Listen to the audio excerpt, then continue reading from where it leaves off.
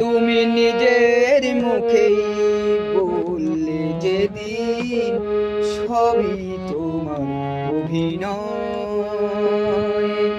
সত্যি কোনো কিছু নয়। আমি দুঃখ পেলেও খুশি হলাম জেনে, আমি দুঃখ পেলে খুশি হলাম জেনে। তুমি নিজের মুখেই বললে যেদিন সবই তোমার অভিনয়, সত্যি কোনো কিছু নয়।